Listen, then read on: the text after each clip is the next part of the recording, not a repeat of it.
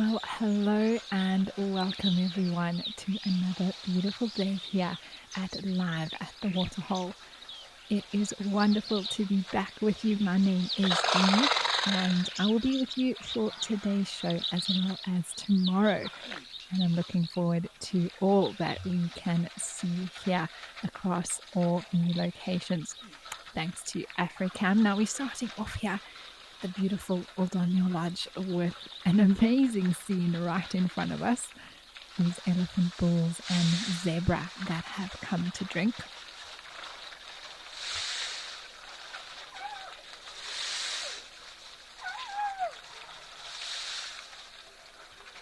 Now remember, as always, that you can send through any comments and questions that you have straight through to me.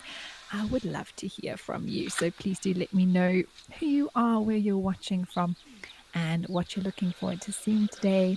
Or as we go along the show, you can send through any questions you may have. And it's always good to have some discussions throughout the show.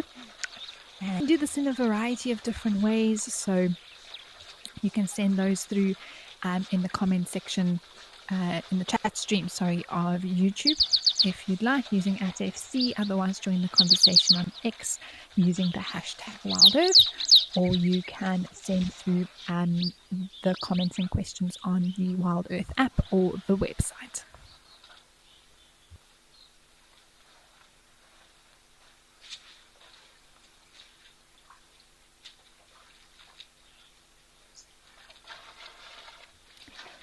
Jan, thanks. It's good to be here, good to be back, and it's wonderful to do another Live at the Waterhole show. It has been a little while, so it's good to be back, busy, and looking at this beautiful scene here in Kenya.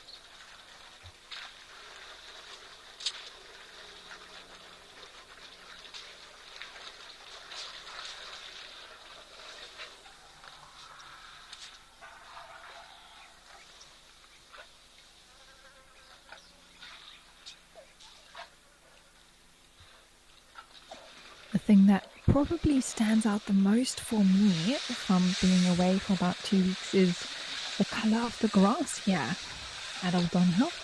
It's no longer lush and green, but starting to fade, heading into the drier months.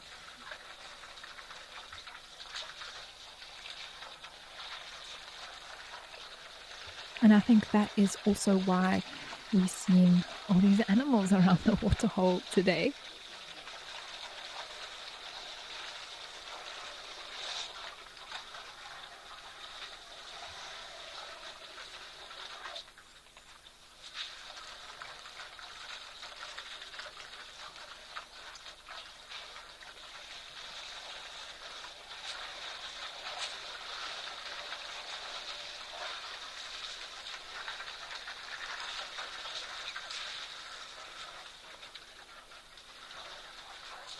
I do see an antelope walking in from the right, just in that far tree. I think that might be an eland.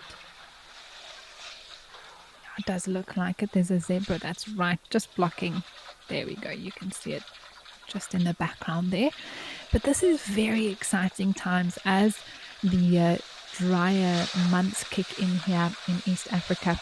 So more and more of the animals, particularly zebra, we see coming more frequently to the waterhole. In the last year or just over a year that I've been doing the show, I've been able to see the transition from the rainier months, sort of from October till about March, maybe May, and then the transition now into the drier period.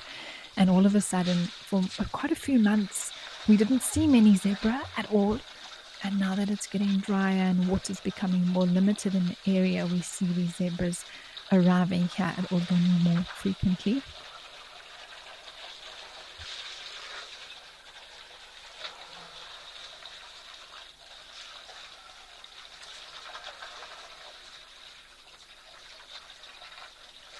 But unfortunately, these elephants are not giving too many gaps away for the zebra. A few brave ones trying to see if there's a space for them.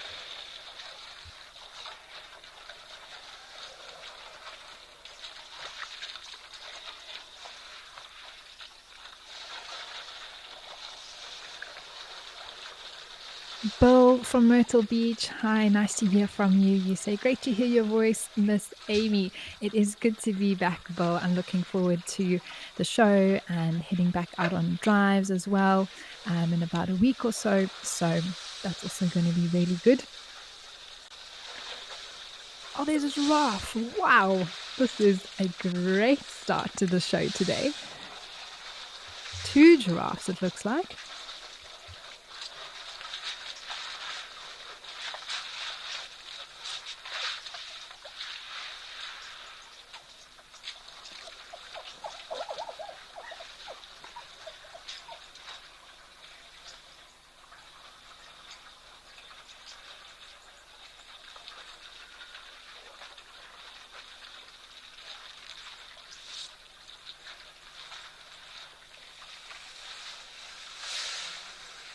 Maggie, yes, this has been, as I said, a great start. We've got such a variety of different species here. Lots of traffic around the waterhole, as you say. Elephants, although these elephants are looking like they're moving a little bit more, maybe realizing that there's a bit of a lineup here waiting to come and drink. Maybe they'll decide to move off so that they can give the zebras, eland, and giraffe a chance.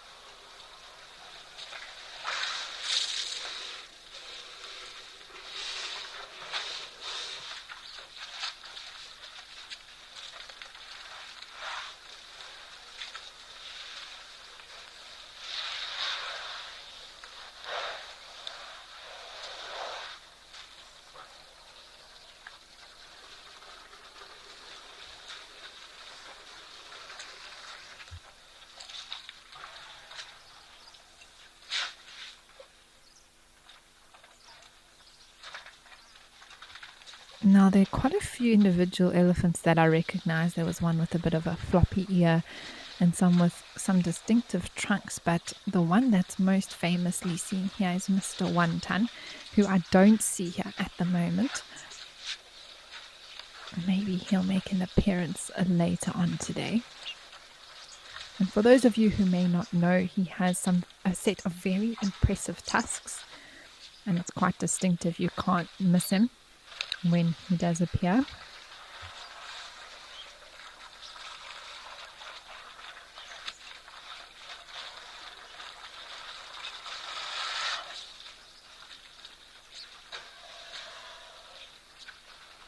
Oh, Lodge, I think we might be talking about the same elephant. You're asking about a particular elephant that has a very long tusk. It nearly touches the ground. I think that is One Ton.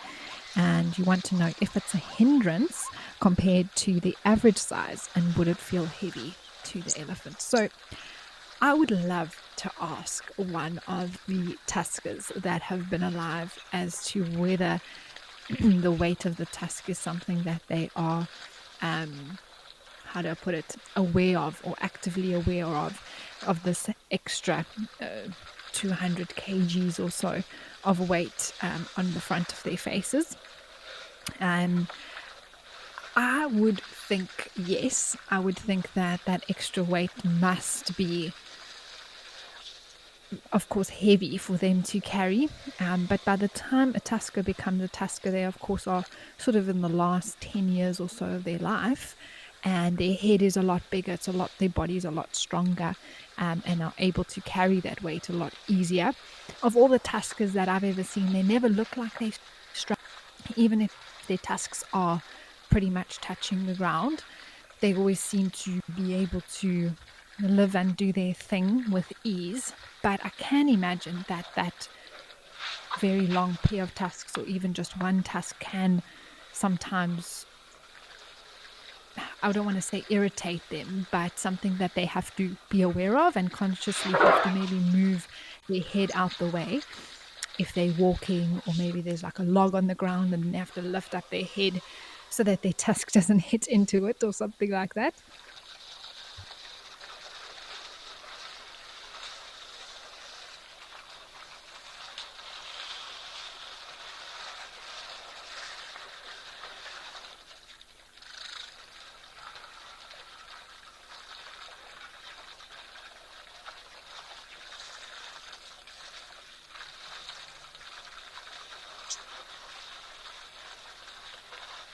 Wow, look at that close up. These cameras are so amazing, and we're so lucky to have the view that we do. And we can really see the details.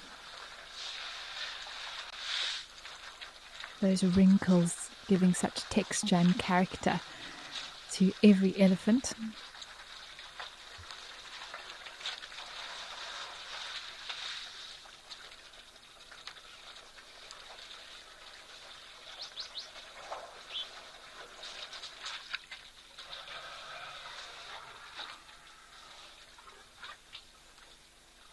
And sometimes we are asked the question, well, why does an elephant have such wrinkly skin?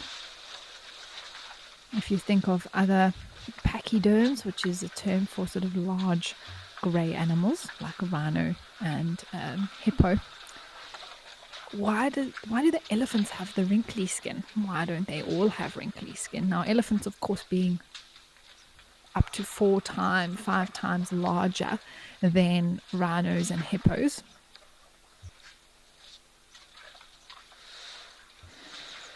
They have a lot more sort of body mass and need a lot more help with sort of maintaining body temperature or cooling down or keeping warm. And that wrinkly skin increases the surface area around the body.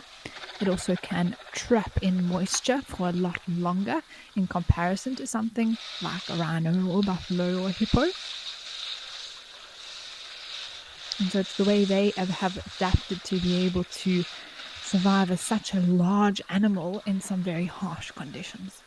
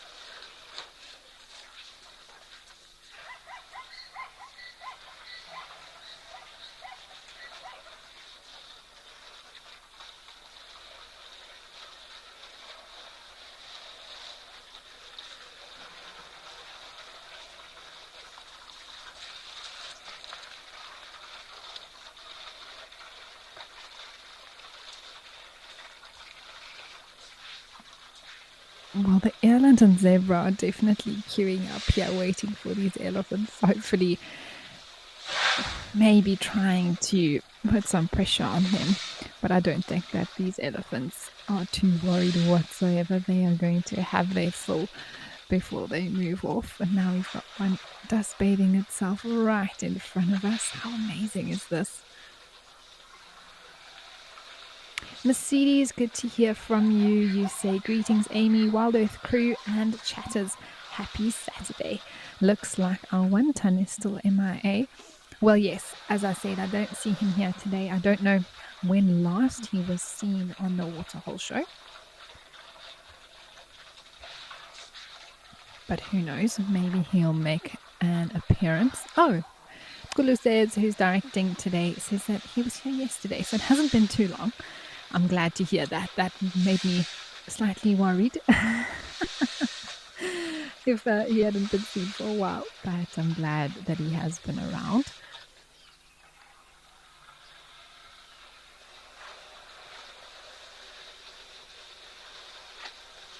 Eddie, you'd like to know if elephants ever get infections in their trunks? They most certainly can. It's not something that's very common, especially in a normal, healthy elephant. But what can happen sometimes, Eddie, is that if they have maybe a birth defect, that the trunk isn't completely full length, or maybe the tip is missing or something like that, that could make the trunk more vulnerable. But most likely infection would come after an injury. So unfortunately, sometimes elephants get their trunks stuck in snares, which are sort of little wire traps meant for smaller mammals, usually. Unfortunately, that is still something that these animals can and do have to deal with in areas. But with elephants, it usually means that their trunk sometimes has an injury near the bottom of it. Sometimes, I guess, there's a possibility of something like a crocodile grabbing their trunk. I know that has happened before. And so any sort of injury like that, although it most likely will heal, I've seen elephants with shorter trunks that are surviving just fine, or maybe part of their trunk is missing, or there's a bit of a cut in their trunk. I actually saw an elephant a few months ago. It was amazing. There was a sort of a hole in the one side of their trunk. I'm not sure what had caused that, but it had adapted to drinking so that it only sucked up water into the one. Oh, that elephant has a little sore there on the side of its face. And now this one has put its bum in the way. Doesn't look too serious though. Anyway, so the elephant had actually adapted to drinking water from only one nostril, because the other side of the trunk had a hole in it. So if water did go through, it just sort of came out the hole higher up on the trunk. And so it realized this, and now only uses the one trunk nostril within the trunk to successfully drink water. Anyway, Eddie, the point is that they can definitely get infections in open wounds and things like that. And I think sometimes that's what leads to maybe a small wound or cut or bite mark becoming infected, and then them actually losing the tip of their trunk, or maybe the bottom section of their trunk, because it gets infected and then drops off, or that flesh decays, and then they can no longer survive, and so they end up with a shorter trunk. This one's now posing for us very nicely. The trunk on the floor, right front foot bent.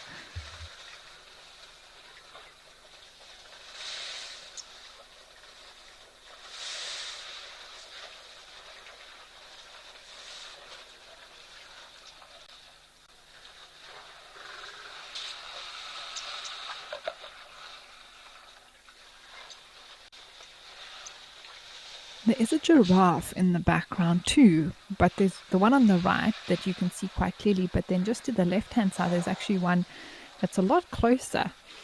It's just in between. Sorry, its legs are behind all these other elephant legs. I wonder how thirsty these animals will need to get before they try to come in between the ellies for a drink. Yeland has also been walking back and forth. There was a whole herd of them earlier, so they're definitely in the area. You can see the oxpeckers on the back of that one as it walked past.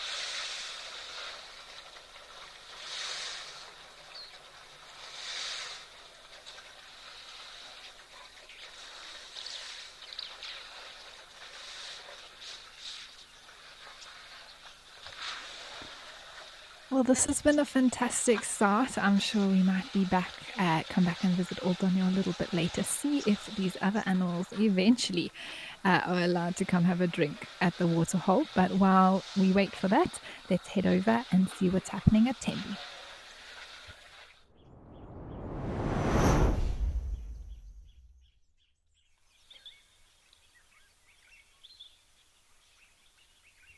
Well, from one group of us to another, it's always such a beautiful scene here at Tembe Elephant Park in Maputoland, right in the northern tip of KwaZulu-Natal in South Africa.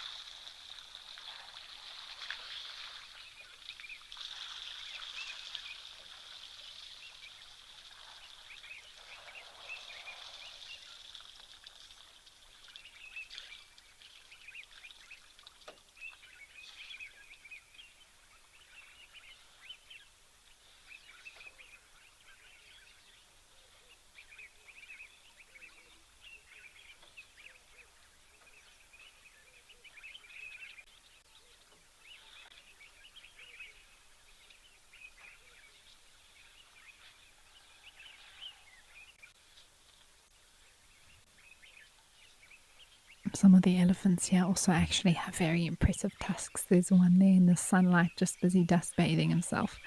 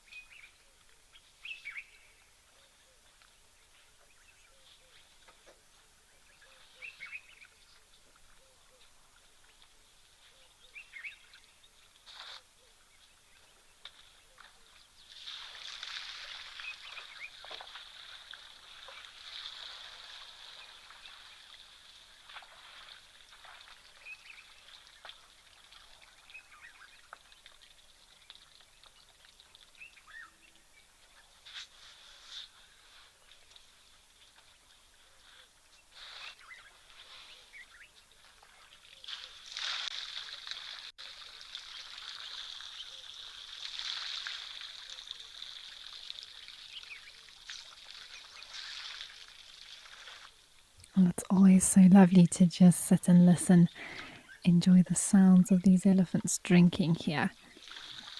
It looks like a beautiful day at Tembi. Sun is shining,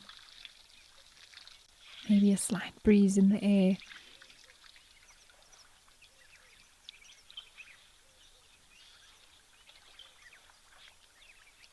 Christian Hall, hi. You want to know how to tell the age of an elephant. Now, Christian, it's one of those things that are fairly easy when an elephant is younger because they're smaller. So you can say, okay, well, that's a baby, and then that's sort of a younger one, and then they're a bit smaller than the adult still, maybe they're a teenager. But then once they sort of get mature, it does become more and more difficult. And unless you or someone has recorded a particular elephant's birth, it's impossible to, and then monitored it afterwards. It's impossible to say exactly how old it is. So the best we can do is give an estimate or an educated guess. And there's various signs that can tell us that. So the first thing, of course, is the actual physical size of the elephant. The smaller it is, the younger it is, the bigger it is, the older it is. Generally speaking, that is how it works. And then as we get older and older, within the elephants, there's certain things, for example, tusk size, tusk width as well. So not only the length, but the thicker the tusks are, the older that individual is as well, because it takes lots of time for those tusks to grow, not only in length but also in width. And then as we look at elephant bulls in particular, and sometimes the cows as well, particularly older matriarchs, their heads become very, very big. And they have, I call them temples, but they're sort of sunken in on the side of their forehead. You can actually sort of see what I'm talking about with the two bulls in the background, the one in the sun and the one in the shade. Above their eyes, it's sort of sunken in a little bit on their foreheads, but really, really big old bulls, that's very pronounced. And you can see immediately that's an older bull.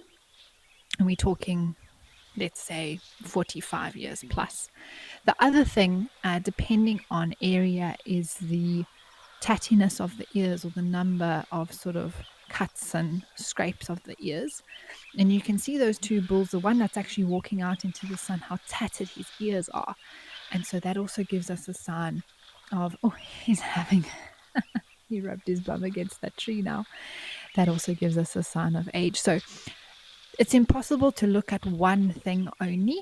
We need to look at a multiple visual indicators that can help us give an age. And I usually give about a 10-year range. So it's over 25, but it's maybe between 25 and 35 years old, for example. Or if it's a very old bull, I'd say 40 plus.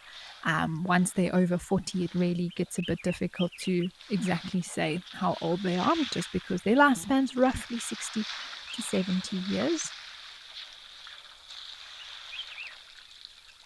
But the more time that you spend with the individuals, or this particular species of African elephant, the more sort of age range you become familiar with what looks like a teenager, what looks like sort of a 20-year-old bull, and then 30 plus, 40 plus, even 50 plus.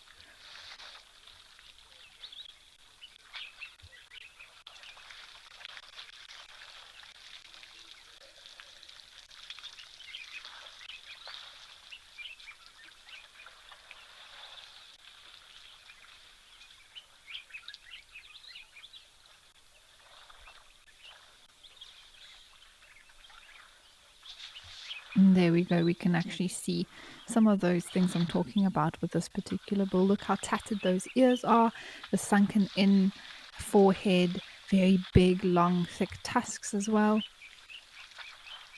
But they don't all look like that. This individual that we're focusing on now actually has shorter tusks, but they are quite thick. But he's a big boy, for sure. So the tusk part of it is actually based on genetics in terms of length, but generally, the older the bull, the thicker they get. So, if I had to estimate for this bull that we're looking at now, I would say between 30 to 40 years old.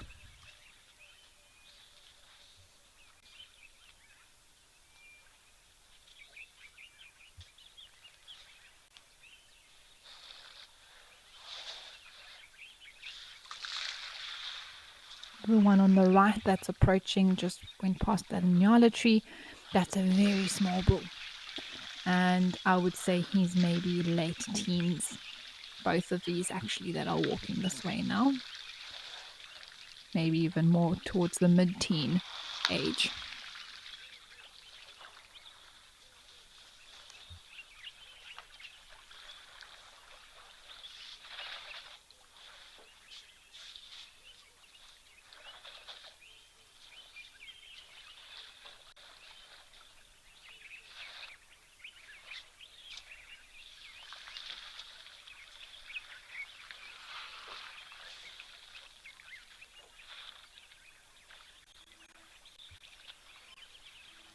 Liverpool bird, hi. You say, hello, Amy. Watching the Ellies makes me so relaxed.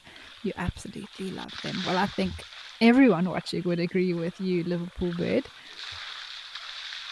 The scene here is always so pretty with the water reflecting and the sun shining. It has gotten a lot drier here as well now that we're in winter. Still a lot greener than what we are seeing in the Lowveld area at the moment.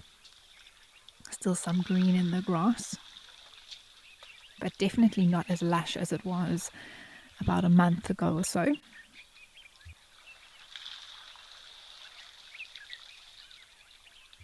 These sort of mud wallows that we see this bull dust bathing now, well, throwing dust on its back with its trunk, were moist, wet, muddy patches where these elephants would come and rub themselves or throw mud on themselves. Now it looks just like dry dust.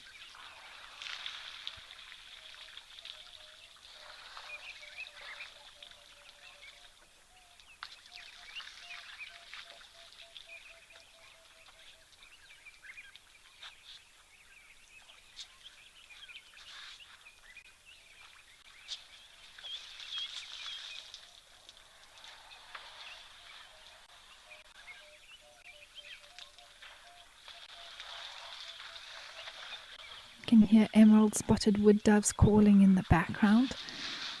We always hear them here at Tembe, actually. One of the signature sounds.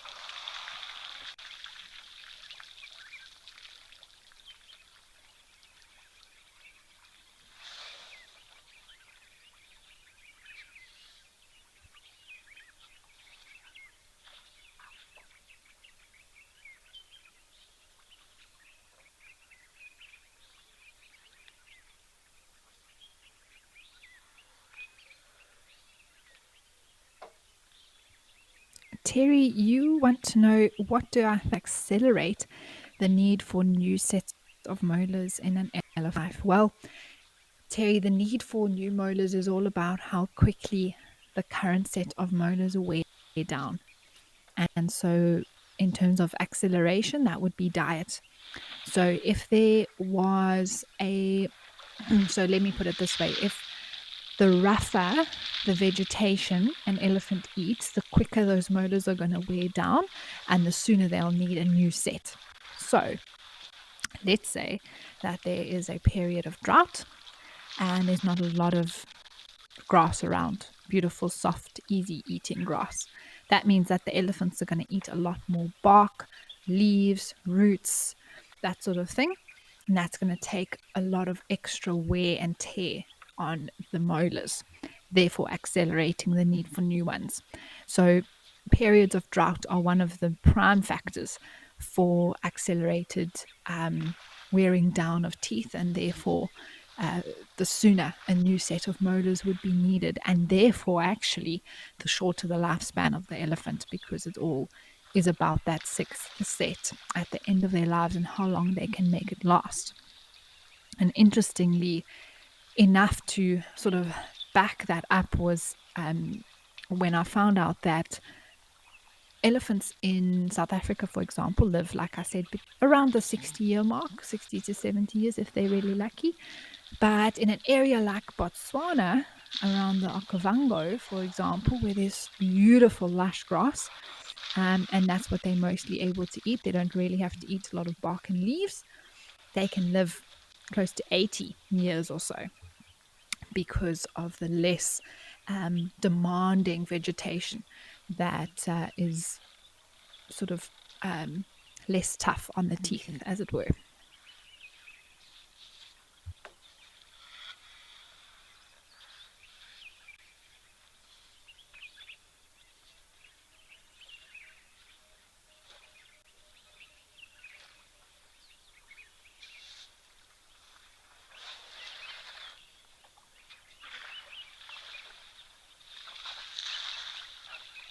I see a small herd of impalas in the back right, and these two young elephant bulls on the left have been sort of tussling, I will think would be the word.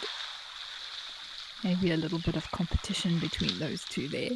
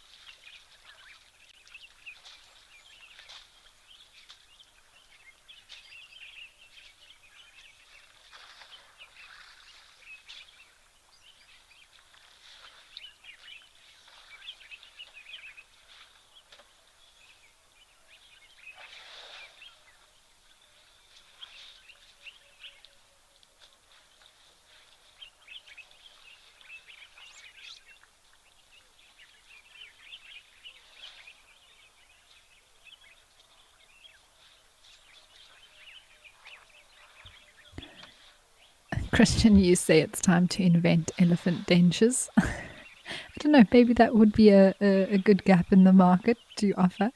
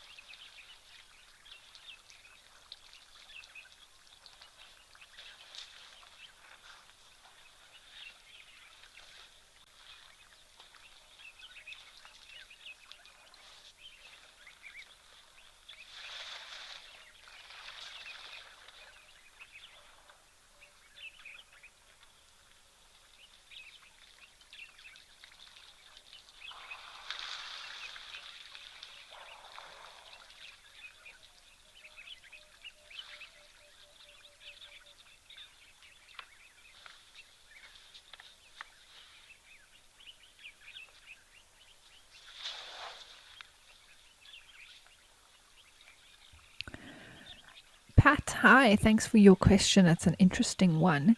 You want to know if the concept of sleeping standing up comes naturally or is it learnt? Pat, my answer to that would probably be a bit of both.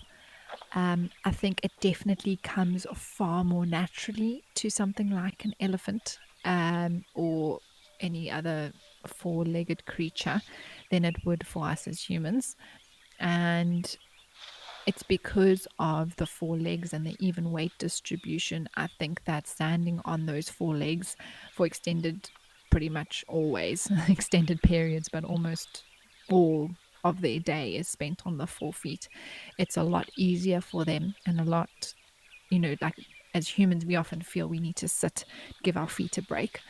And I think there may be an element of that, but it's definitely not something that they get as sort of sore feet like we would.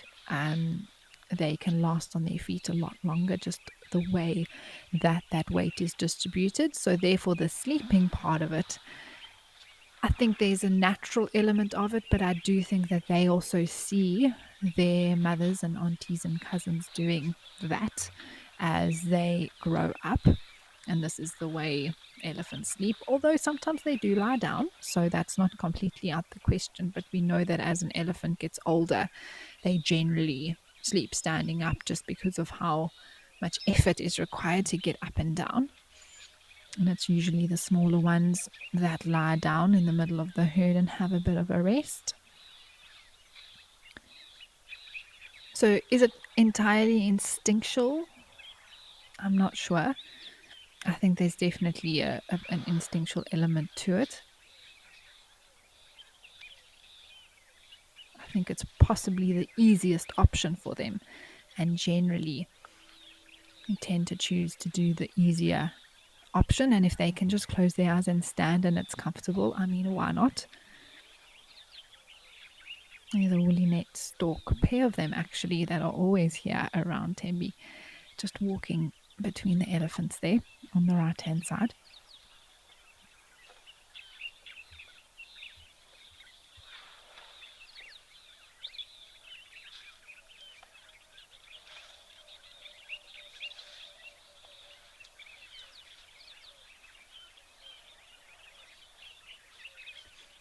Peter Bell, hi. You want to know if elephants have a dominant bull which they breed with, or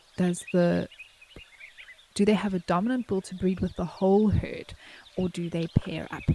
So it's an interesting question, Peter. Thanks for asking it. And I guess the answer to that is there's a dominant bull that will sort of fight if he needs to for mating rights with a herd, and he will then mate with whoever he can in terms of females who are in season, are ready in estrus to be mated with, and then he'll move away from the herd. So they don't sort of, if you imagine things like lions and leopards that pair off away from the pride, or with leopards they just sort of pair up for about 5 days or so and mate quite intensely in that time, and then they'll go on their separate ways again. But for elephants, they don't sort of, a male and female don't move away from the herd and then mate and then over a few days and then rejoin the herd. A dominant bull will generally pick up the scent of a female herd or a female within a herd that's in estrus, and then join the herd for that period of time, mate with her, and then move off again. So that's generally how it works when it comes to breeding in elephants. And what we're seeing here, those younger bulls on the left, is they're not seriously fighting at the moment. But if there are two big bulls of a similar age, similar strength in an area, and there are females in estrus, or they need to determine who's going to mate with those females, they will then fight, and those fights can be fatal, end in death for one or both parties. But generally, there's a very clear sort of hierarchy. and the other younger bulls sort of fall in line under the most dominant one.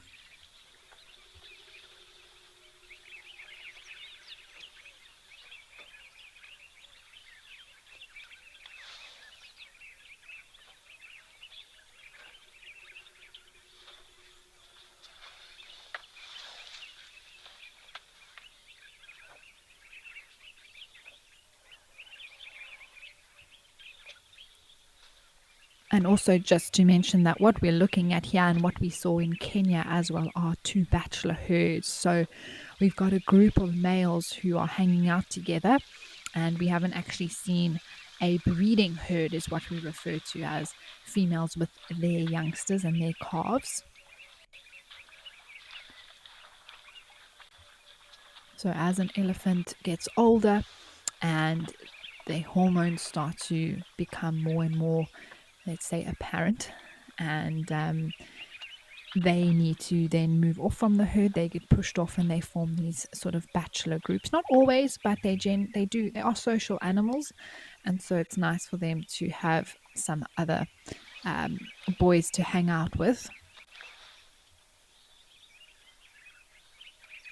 But they aren't necessarily permanent groups. They can shift and change as well.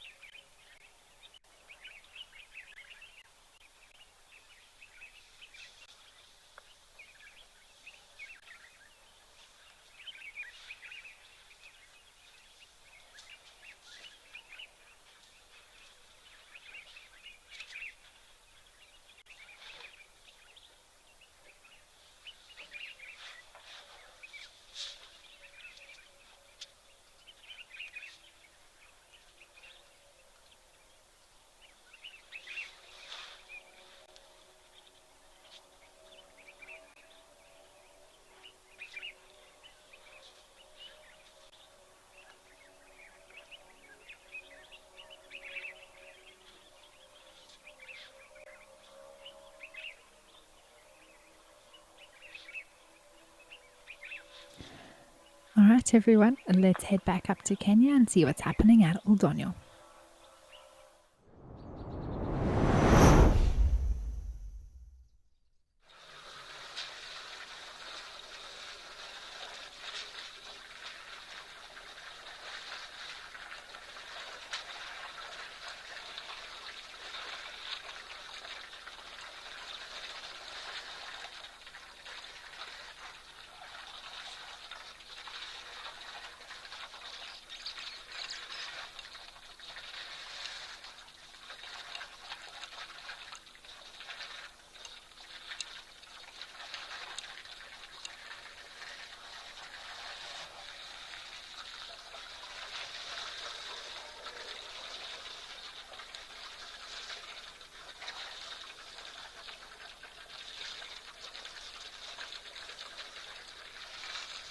Well, the Eddies are still drinking, but it looks like the eland and giraffe are a little bit closer. In fact, there's even more giraffe under their favorite tree there. On the right hand side, I always see giraffes hanging out under there.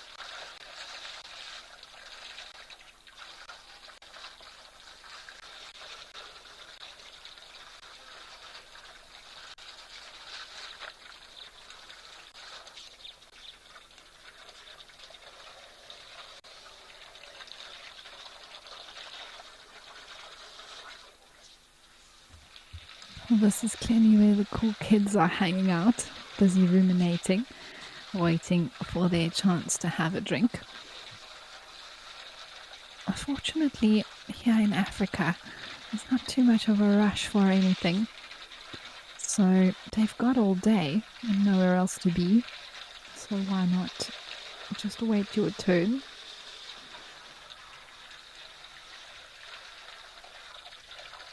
But this is turning into an incredibly beautiful scene here around this waterhole with such a variety of species. I even saw an impala walking past just now.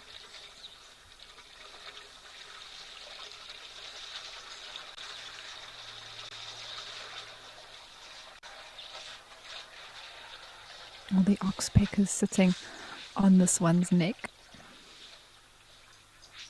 Also busy ruminating. You can see that mouth going round and round, chewing its cud. I'm sure if we watch carefully, we'll see it swallow and bring up its cud again. I love doing that with giraffes because they have such a long neck. There we go. Let's see it come up. Watch the neck. There we go. You can watch that happen with any ruminant actually, but it's very apparent on giraffes.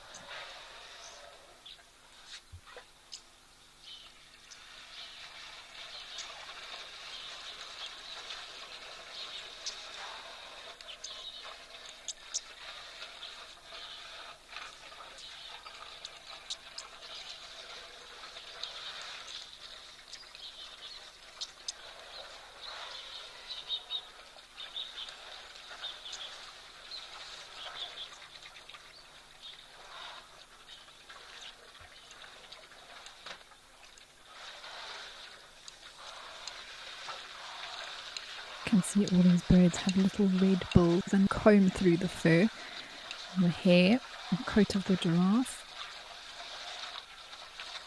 Maybe line by line by line. The one with the darker beak there is a juvenile, so it would be a young oxpecker. It hasn't quite gotten its red beak just yet and yellow eye.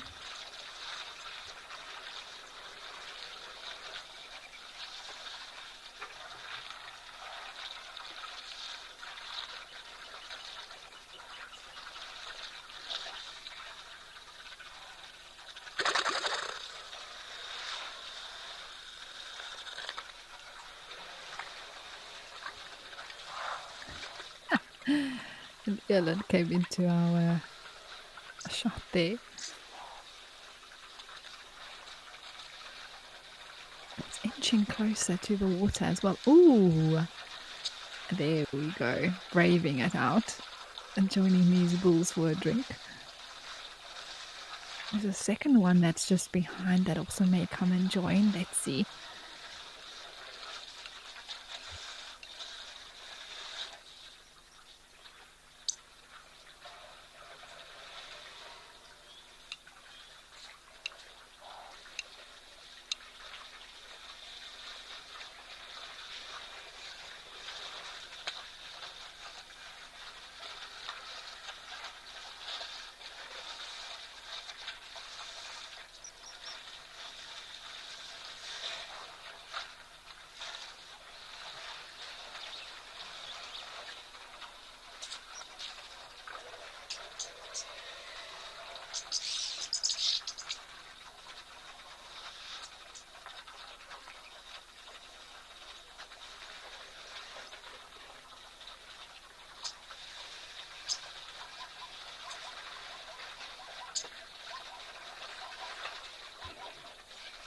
And these eland are the largest antelope in Africa. They are so huge, close to a ton in weight, which is really impressive. Oh, this is the elephant with the small little sore on his cheek.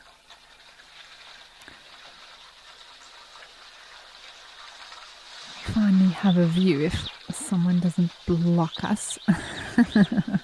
Like I say, it doesn't look too serious.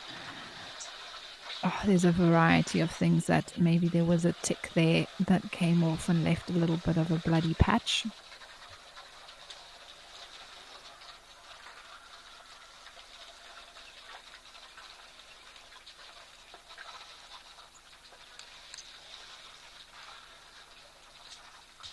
Spice, good to hear from you. You said always amazes you how so many oxpeckers can latch onto a giraffe's neck. It is amazing.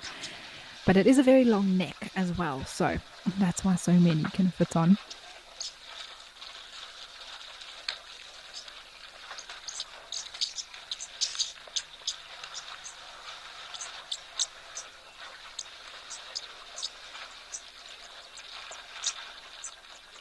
Giraffe is waiting its turn, but it's very close now, feeling like it could possibly maybe come a little bit closer.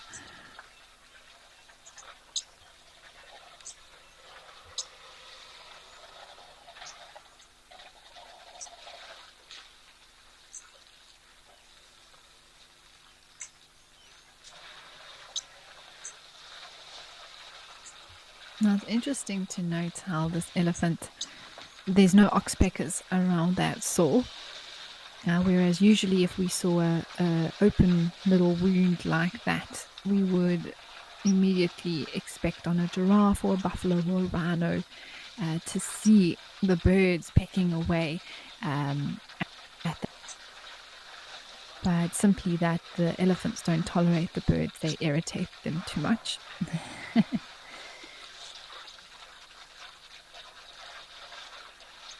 It is very round.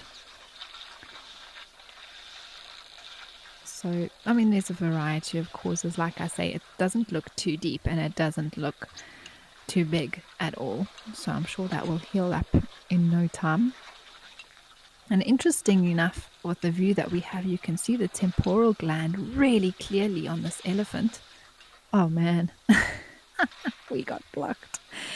But just above, excuse me, where that wound was, it almost like the skin was pinched in and a needle-like hole was there. And that's the elephant's temporal gland.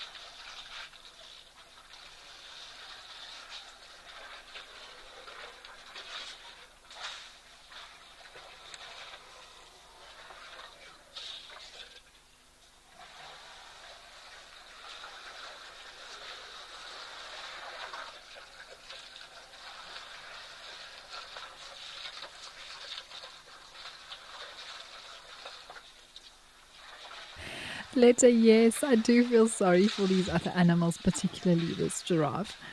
But it's interesting for me to note how all of these bulls here are quite mature. There's not really any very young ones. And often when I've seen elephants at waterholes, especially a breeding herd, and there's some younger bulls around, they'll often chase the other animals away, whether that be warthogs, wildebeest, Egyptian geese, whatever is around, even giraffe. But these bulls haven't worried at all. They weren't even worried about the eland who approached and drank. So I think if the giraffe or zebra were brave enough, I don't think the elephants would be bothered by them coming. It's more the intimidation factor that the giraffe and zebra have to get over to be able to get water.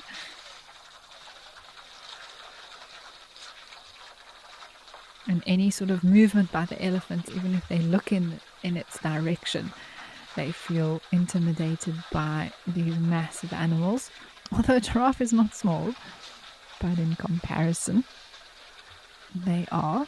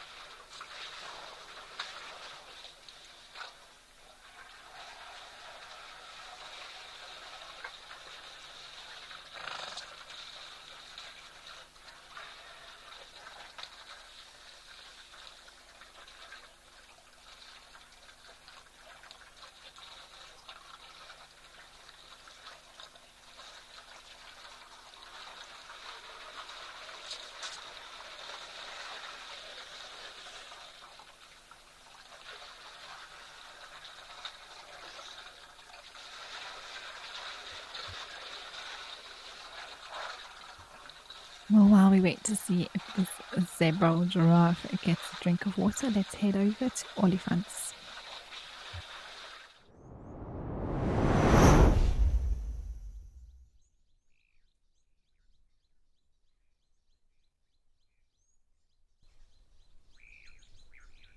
Our beautiful big river here in the Lowveld area, and there is an elephant on the bank that I can see.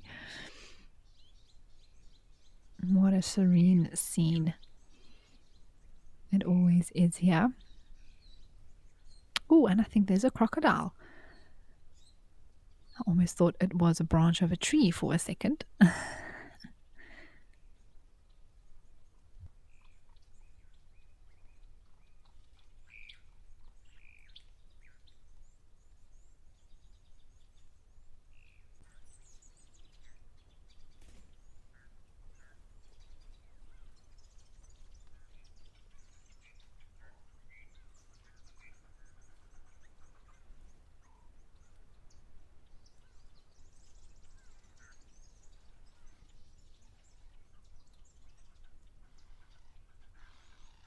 You can see there's a small little black bird flying around there. It landed on a grass twig.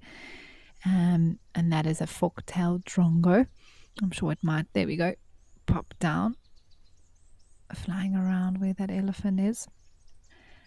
And that is a common symbiotic relationship that we see out in the bush.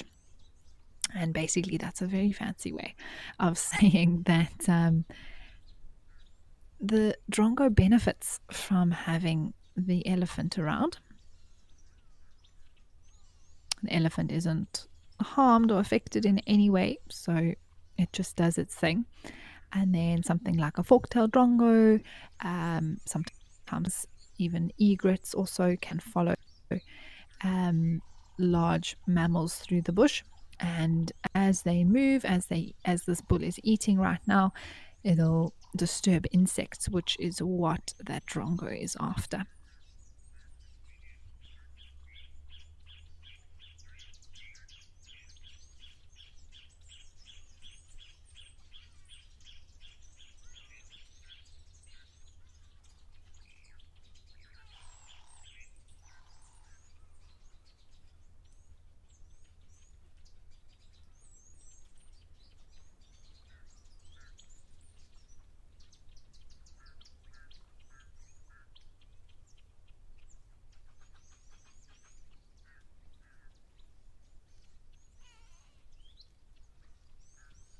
Oh wow, hello.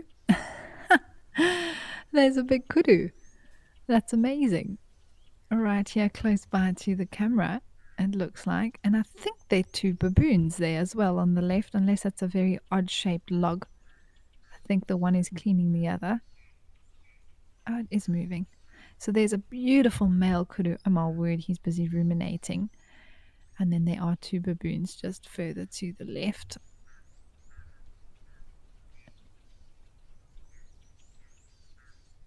This kudu's found a patch of shade here.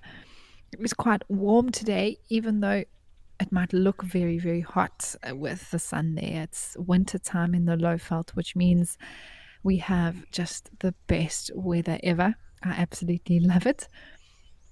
Chilly mornings and evenings, but not too cold, and the days are lovely and sunny. It's warm, but it's not too hot. And there's no wind for the most part.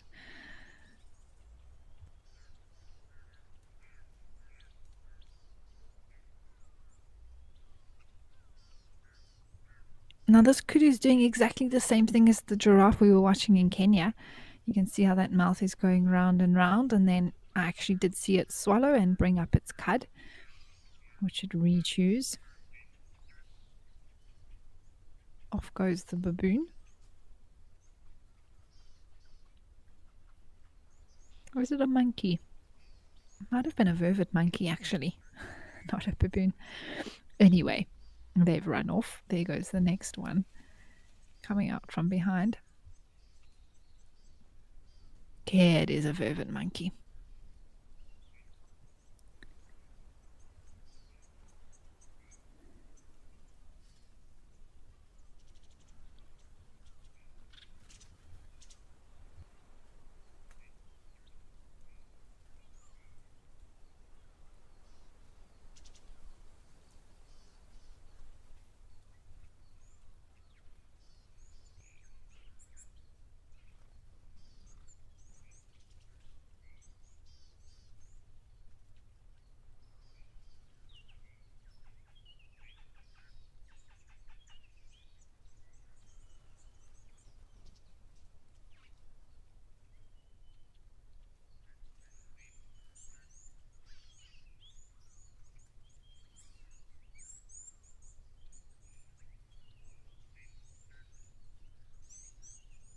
probably off to cause some chaos somewhere. It looks like there's a lodge or some sort of a building in the background there. Hopefully, everyone's closed their windows and packed the bananas away.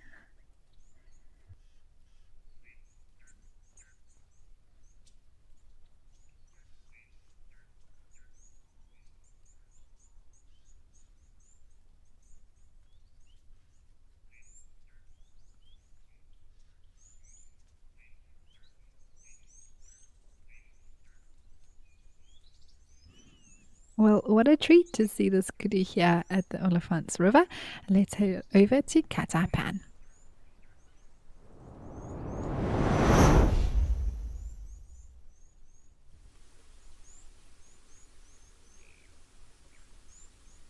Wow, well, it is really a busy day today. How fantastic is this? Some more elephants drinking here at Cat Eye.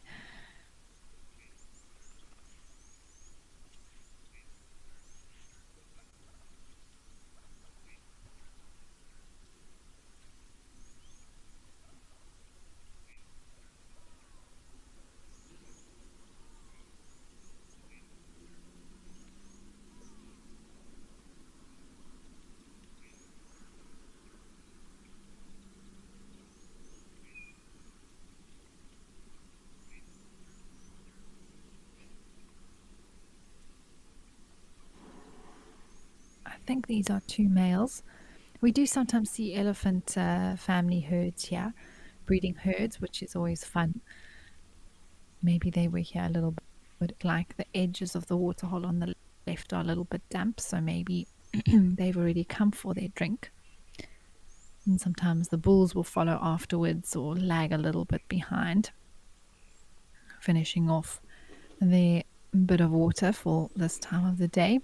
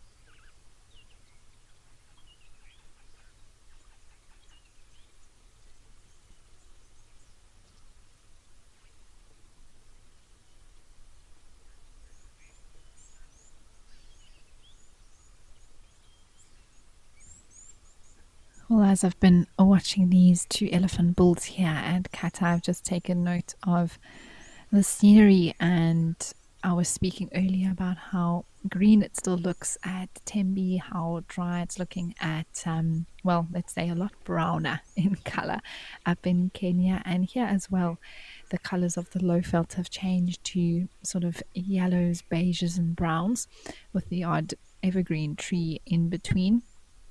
A few aguari trees here or there still providing some greenery. Um, but it's amazing to me. I think a lot of people see it as quite a depressing scene, maybe because of the dryness and everything, but I find it really beautiful. And it's an incredible time for game viewing as well in the bush because there's so much less foliage and we can see really clearly and far in to the bush and spot things that we would usually miss. And for me, it's never sad because I know that summer's coming, the rains are coming.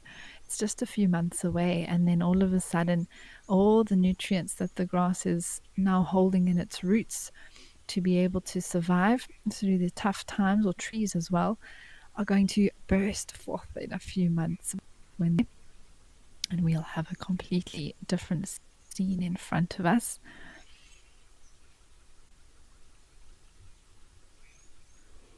So I think I've learned to appreciate the sort of drier scenes in the bushveld.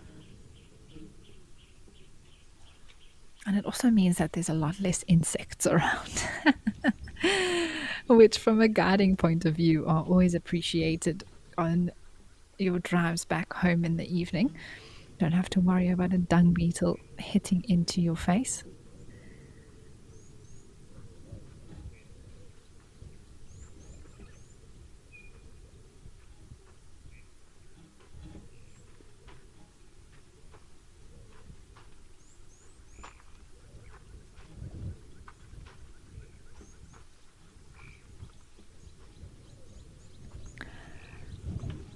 Well, nice to see these Ellies here at Katai, and let's head back over to Oldonio.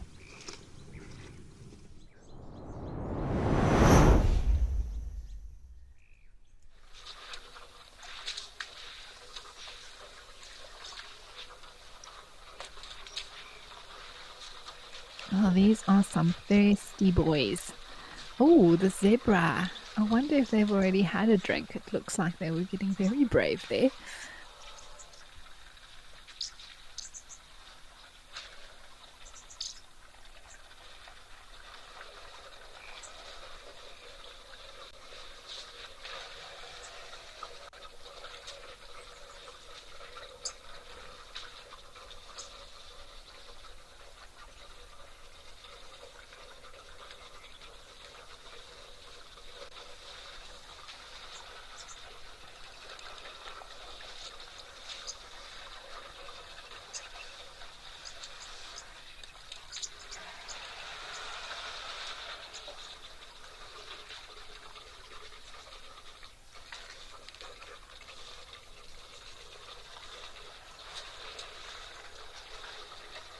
I really do. I hope that the zebra musters the courage to go in and have a sip.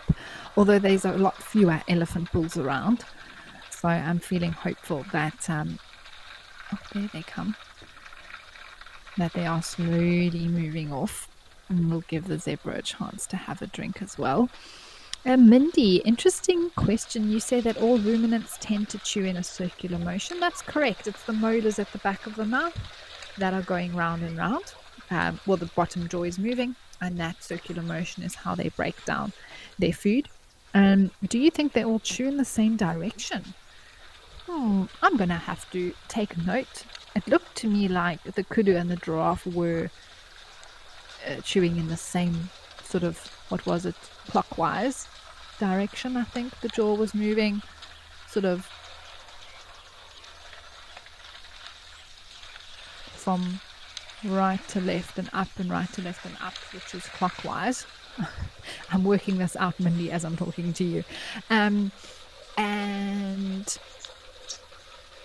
I'll have to take note, though. I think there's every possibility that some of the animals would chew in the opposite direction. There would be no particular reason that they'd have to chew in a clockwise motion. As long as the motion is either clockwise or anti-clockwise, they don't have another option. It's one way or the other. But that's an interesting thing that I'm going to definitely take note of with ruminants, if they all chew in a clockwise direction, or if I can find anyone that chews in an anti-clockwise direction as well.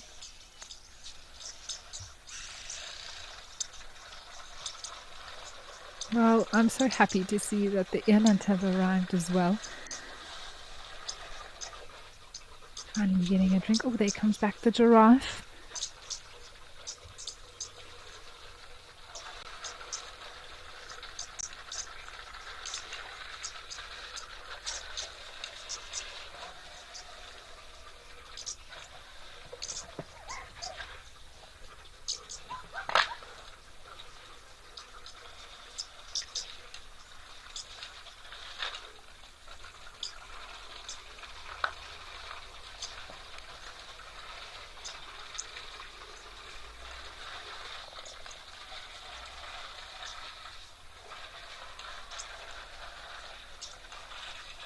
Speaking of giraffe, Sandy, you want to know if all the same species of giraffe hang together, or do you see mixed species together? Well, Sandy, that is very much, I think, limited to areas such as East Africa, where you get sort of 3 different species or subspecies of the giraffe that can be seen. Whereas in South Africa, for example, we've only got the southern giraffe, so the giraffe that we see together would only be that.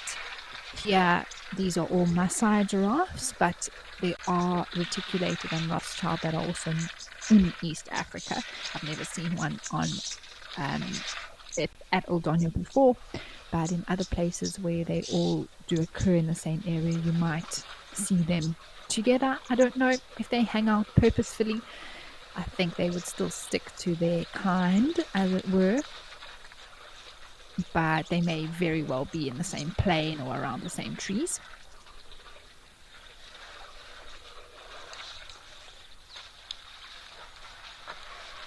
But generally, the 4 different species as it stands right now are differentiated on geographic locations, so you wouldn't really see them overlapping together. This male giraffe is coming very close to us here.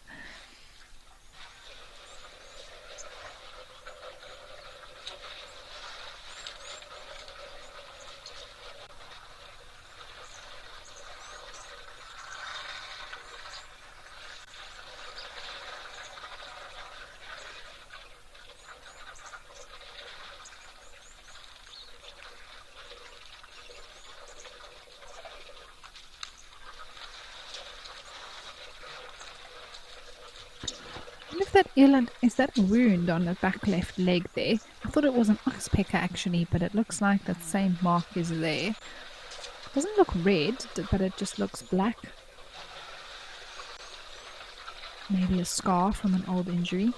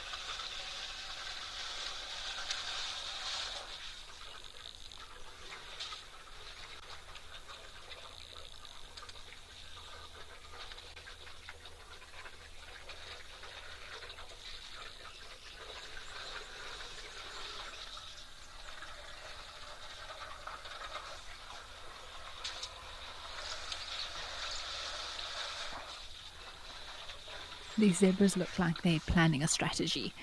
There's two in the front and a group at the back, and they're all sort of discussing, I think, what is the best approach here.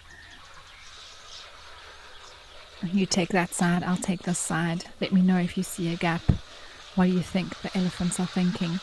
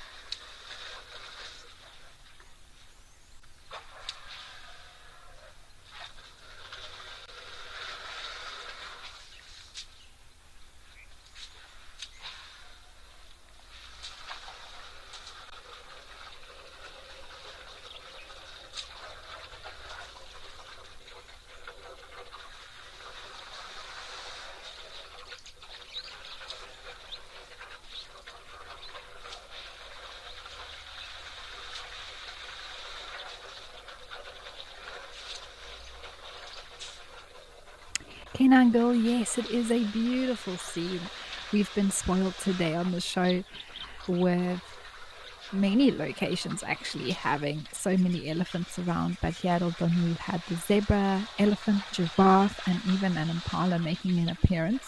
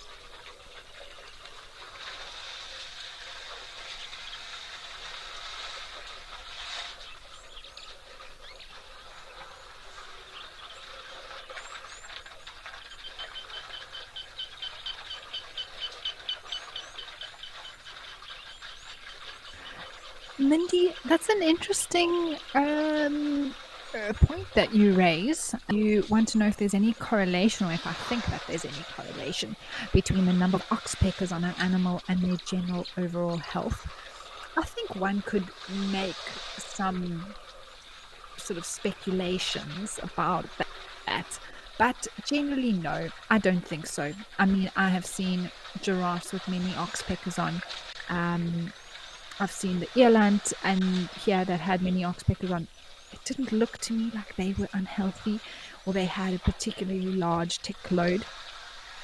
I think that there could be a correlation. It would be interesting if a study like that has been done in terms of monitoring the number of oxpeckers seen on individual animals and their general health, because you often do wonder why they're all sitting on that one and not the other one. Not that they always group like that, but they do sometimes tend to sort of flock on one more than a different one. And sometimes I do think, oh, well, it must have more ticks, but I do also think that the oxpeckers tend to follow each other's lead a little bit in that way, not wanting to miss out on what another one has. part of it. But it's a good question, Mindy, and it is something that could possibly have some sort of correlation. There definitely is, if you sort of logically just think about, well, what do oxpeckers eat? Why would they choose one animal over the other? Why would so many be on one then? Does that mean that it's less healthy, or, in other words, have a larger tick load?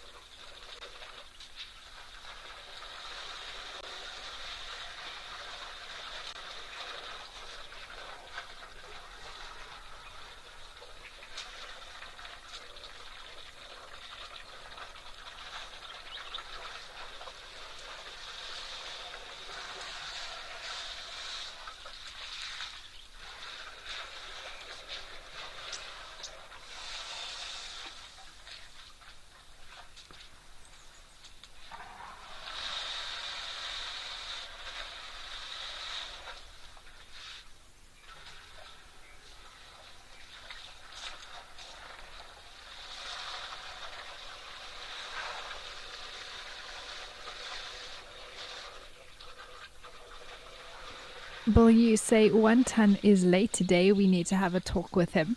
Well, I will pass on the message, Bill, and if he does arrive, I'll be sure to ask him why. If why is he not on time?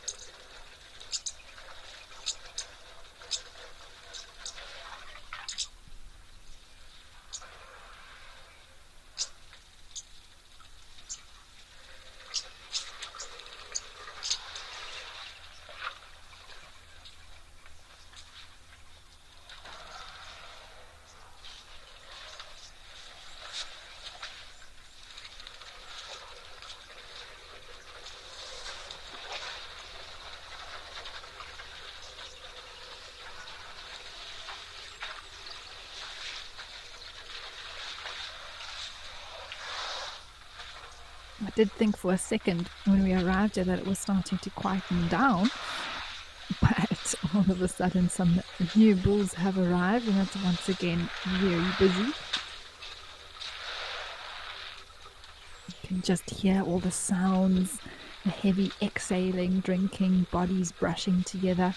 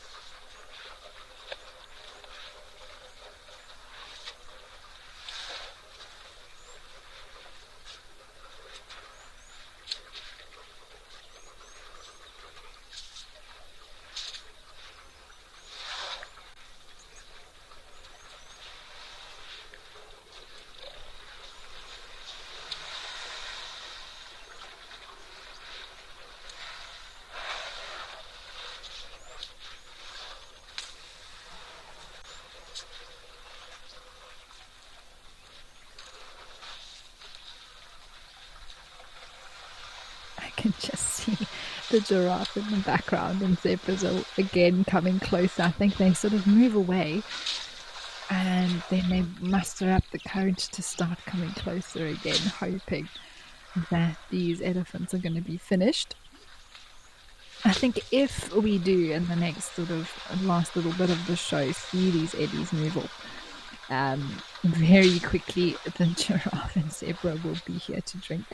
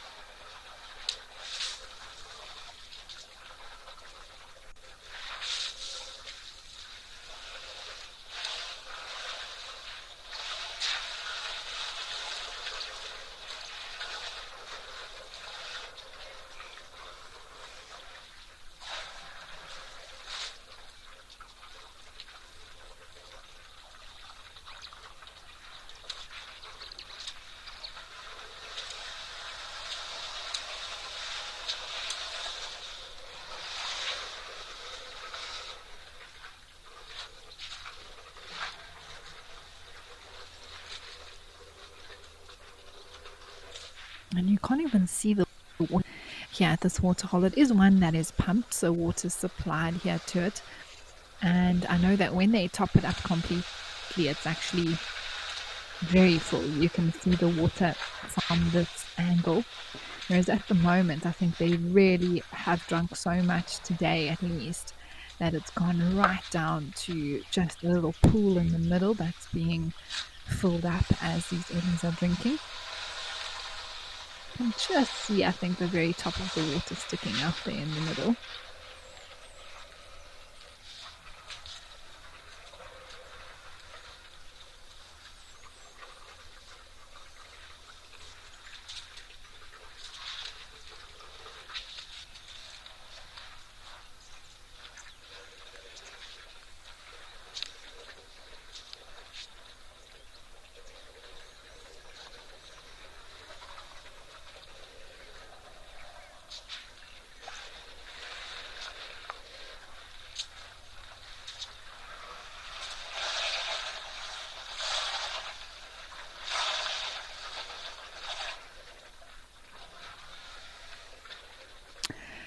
The canine girl, you want to know if humans intervene more now with water sources due to habitat and animal loss? Yes, so there's definitely, it's an ongoing sort of conservation topic, would probably be the best word to use, and different strategies within conservation management to be able to control population size, which is a big thing when it comes to elephants. And water source is a major factor when it comes to things like elephants, buffalo, hippo, even, knowing that how reliant they are on water. And so if we control the water sources, we can also control how successful their breeding is, how also their impact on vegetation in an area, which is also a massive consideration. Carrying capacity of a particular species, if they're only in one area forever, is much lower than if we consider carrying capacity and the animals are moving naturally through an area and eating plants and grasses and trees in different areas over, let's say, a year period, then the impact of that animal, and particularly with elephants, isn't as high. So what we've seen, Canine Girl, is that with then human intervention or conservation management strategies is to actually remove man-made water sources for animals, to rather get them to move further and to move more regularly to different areas so that they can have less impact on one area. Because if there's good water supply and the water's just replenishing it, then they're just going to stay in one spot, aren't they?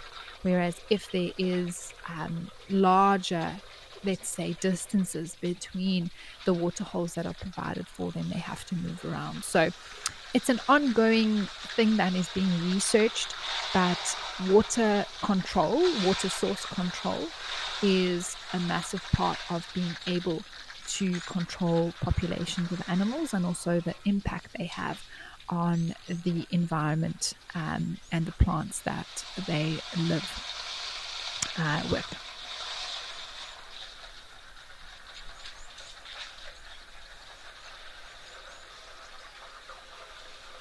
On the other hand, just to add to that, Canine Girl, in areas where, of course, a reserve's been restricted in size, and now you have animals that can't move a large distance. So there's no major water sources, there's no rivers flowing through a reserve or something like that that are full with water. It is important that then, like you've seen here, for example, that water's supplied. Otherwise, those animals will die. So it works both ways. And depending on the size of the reserve, different decisions will be made to either remove man-made water sources or then actually add them in order to ensure survival of all the species.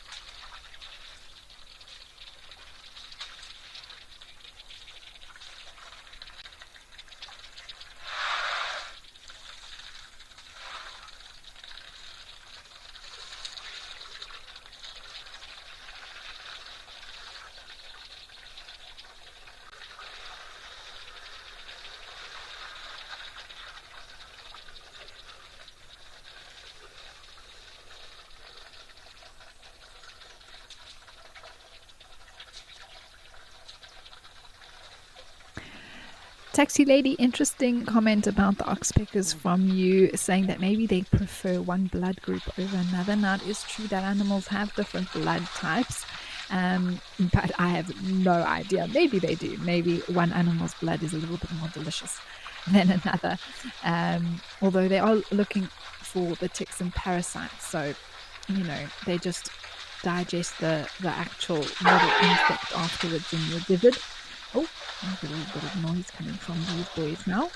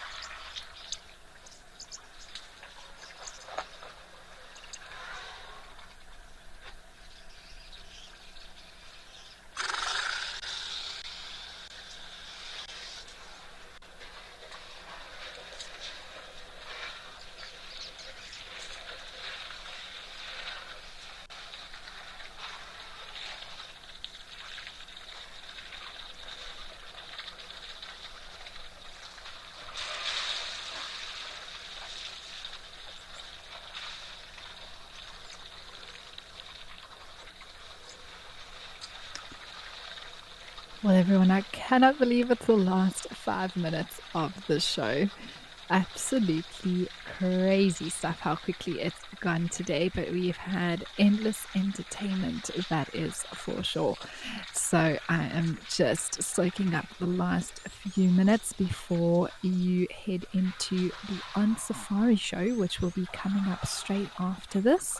And that is where you take in and have a look at the sort of best bits of the last 24 hours or so.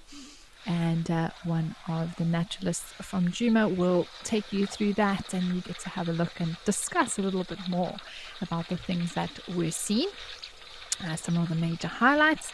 And followed after that will be the Sunset Safari live right here on Wild Earth at 3 p.m. So make sure that you stay tuned for that.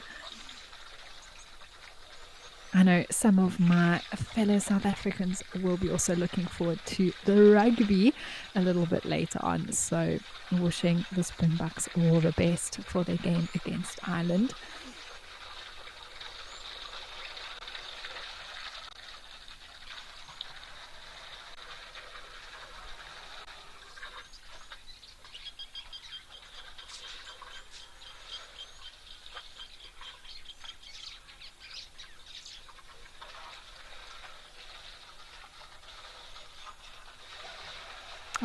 Nan girl. It's a pleasure. It's been great to be back. I'm so happy and so excited that I'll be back with you tomorrow as well.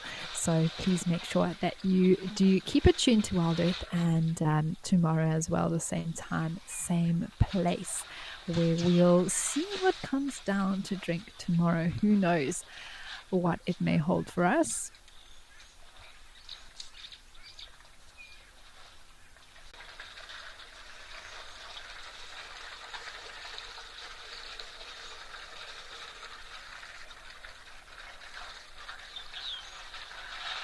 I do hope that these elephants decide to move off eventually. I'm sure they will a little bit later on this afternoon. And then the zebras, giraffe, and the elands who didn't get a chance can also have some water. Even the doves, I feel like, they're also being deprived this afternoon. But to everybody for tuning in, thank you so much. And also thank you for sending through all your comments and questions today. It was actually a really, really great afternoon, and we got to chat about a lot of cool stuff, which is also part of why I love the show so much. So thank you to all the viewers for interacting with me, saying hi, as well as sending through some really great questions today as well. And as I said, we will be back with you tomorrow. So please make sure that you do come back as we spend another afternoon here at the Waterhole. So from myself and the team, stay tuned for the On Safari show, and I'll see you again tomorrow.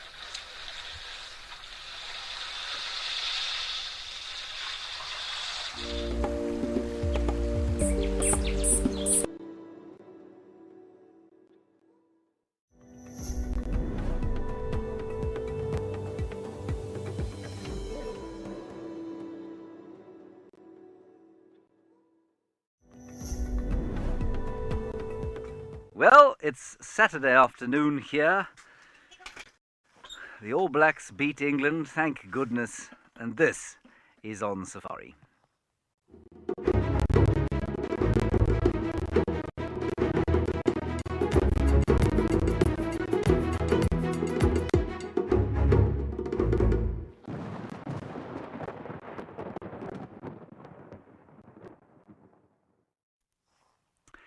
Of course, the All Blacks beating England is absolutely irrelevant to any safari story whatsoever, and given that most of you live in the United States, you probably